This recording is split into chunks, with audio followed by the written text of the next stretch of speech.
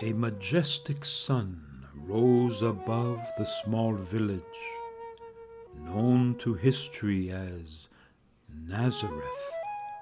But the day Miriam and her father made their journey, it had a different name, the place of the Nazarenes, because it was a community of Essenes gathered together to live their lives and beliefs openly but confidentially with each other. From the balcony of their home, Miriam could see in the distance the profile of the town of the Nazarenes. She watched the rays of the sun dancing on the flat roofs, glistening here and there as if they were reflected by objects along their trajectory. She felt those sparks in her soul, heart, and stomach. She sensed that an immense event would happen because of this small town, but she could not identify it. She had the feeling that all this had been waiting for her since before her birth. On the balcony at her home, at this turning point of her existence, she perceived that this sacred love was the center of creation and had to be witnessed through the incarnation of a human being who would reflect, as in a mirror, the reality that was also embodied in her. The sound of the children playing near the house brought her back to ordinary life. She found herself standing on the balcony, looking towards the children who had interrupted her extraordinary experience. Or were they not interrupting her at all? Maybe they were part of this unity. Miriam decided to join the children.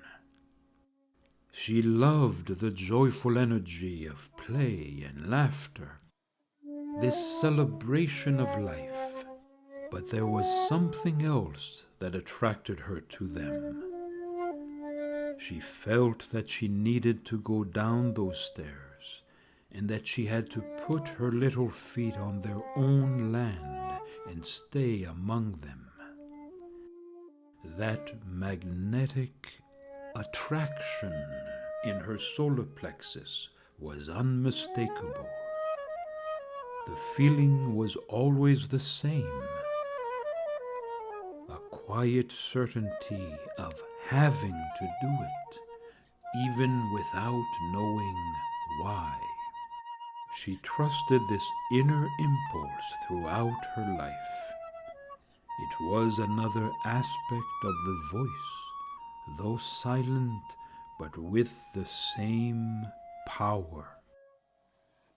Going down the stairs, the rays of the sun entering through the open door grew with each step until they filled her vision with their brilliance.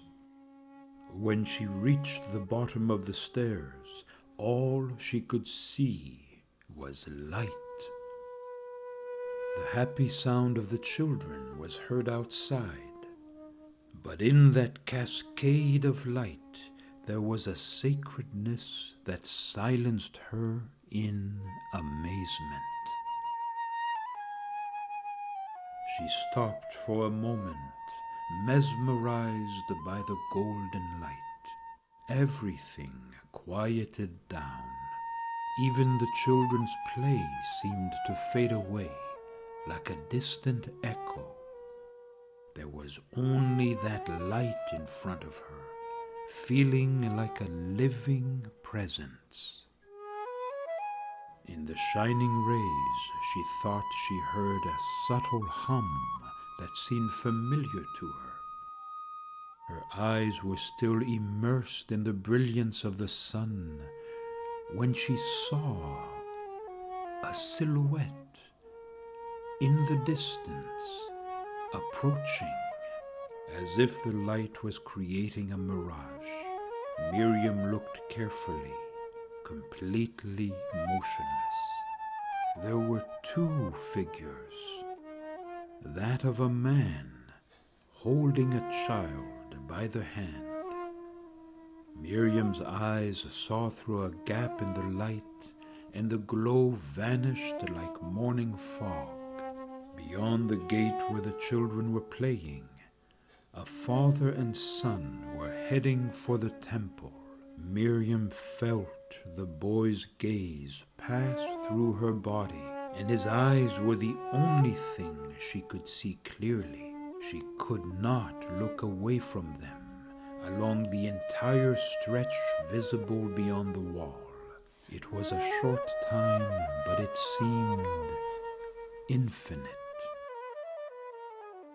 Their eyes focused on each other, and she could see, incredibly, its unusual color, an iridescent alabaster containing the sky and the earth.